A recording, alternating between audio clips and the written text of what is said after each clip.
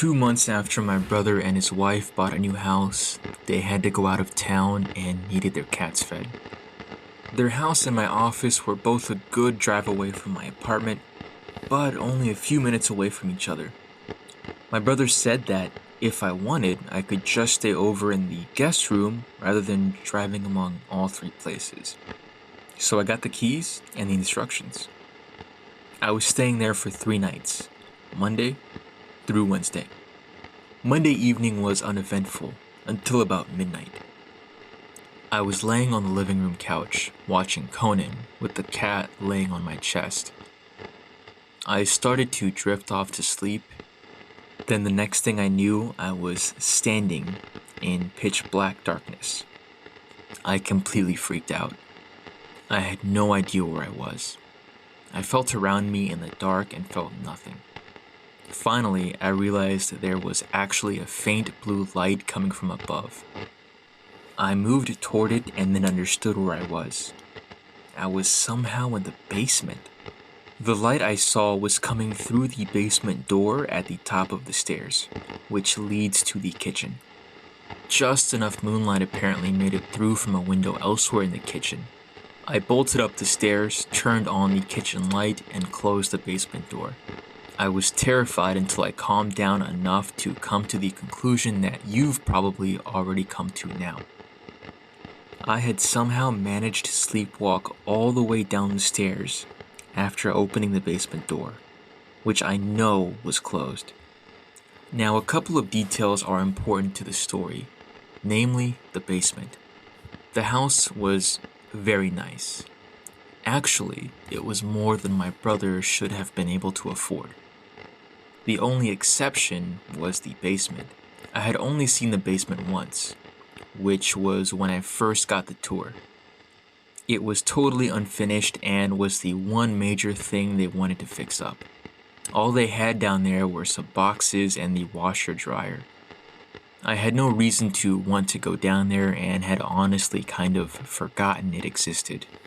Anyways, I saw that the TV was still on in the living room and was playing Wedding Crashers. I watched the rest of the movie, trying to laugh and think of the sleepwalking thing as a funny story to tell my brother. When I went upstairs to go to sleep in the guest room, I stayed asleep. That was night 1. The next morning, in the light of day, it didn't seem that scary. I texted my brother about it and joked around. All day, I wasn't bothered one bit. But as I'm walking out of my office to my car, I'm overcome with this sense of dread. All of a sudden, the thought of going to sleep in that house and sleepwalking again begins to scare me. So I had a plan. I stop at the hardware store and pick up one of those rubber door stopper wedges. At the house, I jam this into the crack under the basement door, and I kick it in until it's as far in as it can go. I test out trying to open the door, and it won't budge. Perfect. Later, I go upstairs and fall asleep. When I wake up, I swear I think I'm dreaming. I was standing in darkness again, but this time I know exactly where I am. The smell is the same. The concrete floor under my feet is the same.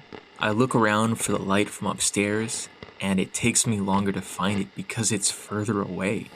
Last night, I was only a couple of feet from the stairs. This night, it was maybe 10 feet. I run up and turn on the kitchen lights. I see the rubber wedge on the floor, a couple of feet away as if tossed there. Again, I can't stop picturing myself sleepwalking. Out of the bedroom, down the stairs, trying to open the basement door, bending down and yanking out the wedge, and then again, slowly down into the darkness. I decided I was turning on the basement lights and they were staying on. I opened the door and flipped the switch to the basement stairway.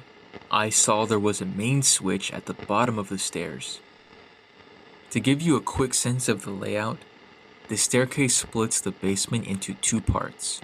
To the right is a small area with the washer-dryer, and to the left is this big open area. I walked down and turned on the lights for the whole basement. that's when I noticed something that I hadn't noticed when my brother gave me the tour. About 10 to 15 feet away in the big area, there was a door to what looked like a small closet. This door was closed, but had no doorknob, just an empty hole. So it looked like it would freely swing open. I realized it was very close to where I had just awoken. Then a freaky thought came to me. It was almost as if each night I was heading towards that door and getting a little closer each time before I woke up. As soon as that thought popped into my head, I booked it up the stairs again, left the lights on, and closed the door. I went up to the bedroom, but it took me forever to fall asleep. That was night 2. The next morning, Wednesday morning, I woke up late for work. I didn't think about the basement at all because I was scrambling to get ready. At work though, I was still curious about what was behind the door, so I texted my brother and asked. He replied, "Wait, why were you in the basement?" I then realized that when I had texted him the day before, I never actually told him where I woke up. So I tell him I had woken up in the basement. Actually, twice in a row. After a while, he sends me this novel-length text about how the basement is creepy, not to go down there, etc. He mentions how they tried putting the litter boxes in the basement and the cats made a mess in the house because they just refused to go down there. He talks about how he volunteers to do every chore other than the laundry, so he doesn't have to go down there either. He says all of this stuff, and it's surprising to me, because my brother had never believed in the paranormal or any superstition since we were kids. I also realized he never answered my question about the door, but I let it go. After work, I get the same feeling of dread as I'm walking to my car. I really don't want to stay there again, and I decide, screw it, I don't have to. So I go feed the cats, get my stuff, and drive back to my place. I'm supposed to feed the cats one more time, so I'll stop over in the morning. That was night 3. Thursday morning, I stop at the house as planned. I'm about to leave when I remember that the basement lights are still on. I don't even hesitate to go down there to turn them off. There was something about being there in the morning that, at the time, made it seem fine. When I go down again, that door without a doorknob catches my eye. And it also doesn't seem scary anymore. So I think, what the hell, let's see. I walk over to it and I distinctly remember not feeling spooked at all. Until I reach my hand toward the doorknob hole to pull it open. As soon as I do that, and I mean instantly, I feel this electric feeling, like the air before a storm. It was like 0 to 60, going from no fear to being certain that something would happen if I opened that door. It's hard to describe it other than just that, an electric feeling. I booked it up the stairs and out of the house. So a month later, I meet my brother for happy hour. A few drinks in, we start joking about me sleepwalking and the creepy basement. I say he never answered me about what's behind that door, and he says, I don't want to know. Joking at first, but then insisting. Finally, he tells me, and I don't believe him.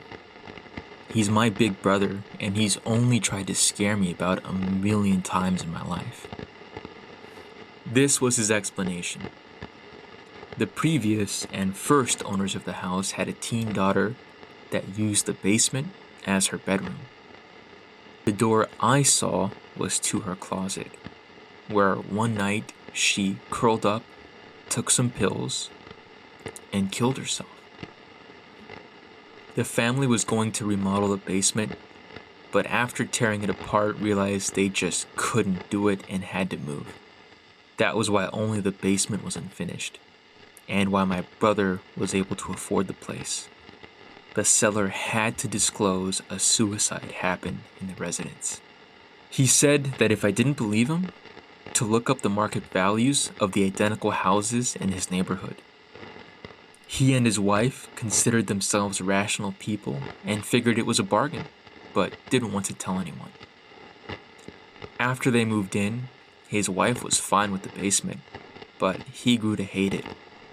He apologized for not saying anything to me before I stayed there, but he never thought I'd have any reason to go down there. Now here's what convinced me he was telling the truth. I said, "Okay, the only thing that makes me kind of believe you is that the last morning I was there, I went over to the closet door, and at this point I see my brother's face change." And I continued, "When I went to open it, the air felt, and at the same instant that I say electricity, my brother says electric. At the exact same time. I saw his face, and I knew then that he was telling the truth. I've never stepped foot in that basement again, and I haven't sleepwalked since."